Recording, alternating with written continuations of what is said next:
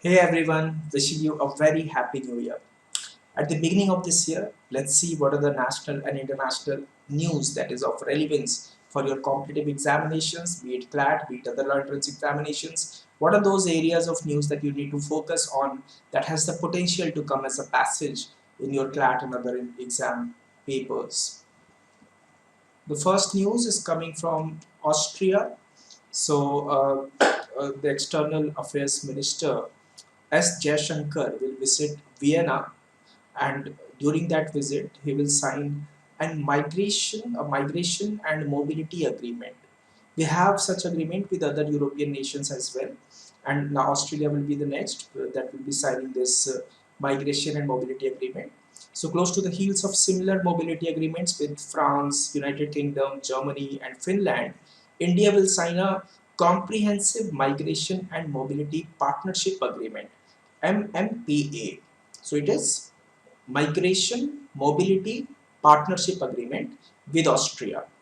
While India has been keen to finalize these agreements with European countries as a stepping stone to resolve issues over the long pending India European Union Free Trade Agreement and facilitating Indian professionals working in these countries, the European countries also seem to see them as a way to curb illegal immigration from India. This is a much needed agreement, especially in view of the sharp increase in illegal migration Austria was confronted with last year, including over 15,000 illegal migrants from India with practically no chance of asylum. Luis Inacio Lula da Silva, has returned for the third term as Brazil president. So this time capping a remarkable comeback for the veteran leftist after he defeated far-right leader Jair Bolsonaro in October elections. He is 77 years old and he is ex-metal worker. He previously led Brazil from 2003 to 2010, and he now took the oath of office before Congress vow to maintain, defend and obey the constitution. Center states to join hands to promote millet consumption. So the Union Ministry of Sports will celebrate International Year of Millets. This is an important news. So in an effort to promote cultivation and consumption of millets on a larger scale, the Union government, with the help of various states and Indian embassies around the globe, has launched the International Year of Millets. Union ministries, states, and Indian embassies have been allocated a focused month each in 2023 to promote millets. In January, Union Minister of Sports and Youth Affairs and the Chhattisgarh, Mizoram, and Rajasthan governments will conduct this international uh, millet IYM, that is the International Year of Millets. India has asked Pakistan to free prisoners, and India has said that they are ready to solve any humanitarian matters. So many times it happens that the fishermen, the civilians, they get trapped in Pakistan and they get imprisoned there, and the repatriation becomes very difficult. So for that, India has asked Pakistan to free those prisoners. So India is committed to address all humanitarian matters, including those pertaining to prisoners with Pakistan, the External Affairs Ministry said in a statement after New Delhi and Islamabad exchanged list of prisoners on Sunday. So they exchanged the list of prisoners on 1st of January, and they said that they are ready to solve all humanitarian matters. The exchange takes place in accordance with the 2008 agreement on consular access every year. So it happens every year. On January 1 and July 1st. So on 1st of January and 1st of July, so they exchange the list of prisoners, and this exchange happens every year.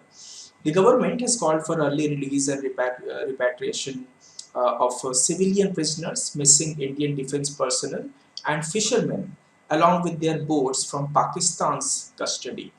The ministry said that the Indian side has sought immediate consular access to the remaining 30 fishermen and 22 civilian prisoners in Pakistan's custody who are believed to be Indians.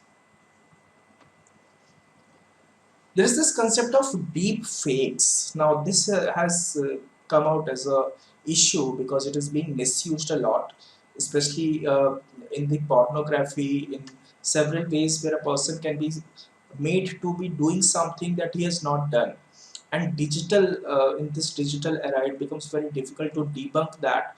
And even if a person comes out, gives an alibi that it's not me, and sometimes it's too late, the damage is already done. So deep fakes, what are deep fakes actually? Deep fakes are digital media, audio, video, and images that are edited, that are manipulated using artificial intelligence. It is basically hyper realistic digital falsification. So you will see a video, you will see that the person is doing something, but the person has never done anything like that. So that's a falsification, that is manipulation. It is done through artificial intelligence. So these AI generated synthetic media or deep fakes, they have clear benefits also in certain areas such as accessibility, education, film production, criminal forensics, and artistic expressions. However, there are so many challenges. Sometimes it becomes a danger, especially for the person's reputation, for the person being accused of something. It becomes very difficult for the person socially, psychologically, and otherwise to come out of the allegations, to come out of the things that are shown in that digital way, that it becomes difficult for him to say that it's not me. So, collaborative actions and collective techniques across legislative regulations, platform policies, technologically countermeasures, and media literacy approaches. These are some of the ways in which the deep fake threat can be mitigated. Croatia becomes one of the nations to adopt euro. So this Balkan nation, that is Croatia, used to have this kuna, Kuna, kuna as their currency. Now they have adopted euro. So they have switched to euro and enters Europe's borderless zone. So the Prime Minister of Croatia, Andrej Plenkovic, has called this a historic moment.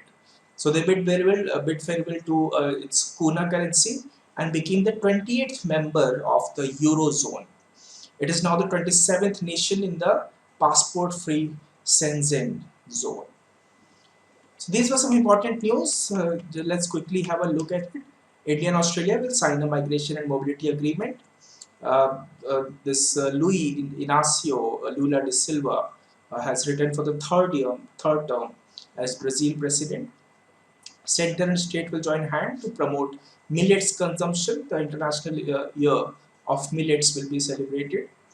India has asked Pakistan to free some prisoners, and it says that it is ready to solve any humanitarian matters. Then there is an article about deep fakes, how it can be dangerous and how it can be useful as well. And Croatia has adopted Euro and entered the borderless Europe club. That's all for this session. Thank you so much. See you in the next session with more set of important news.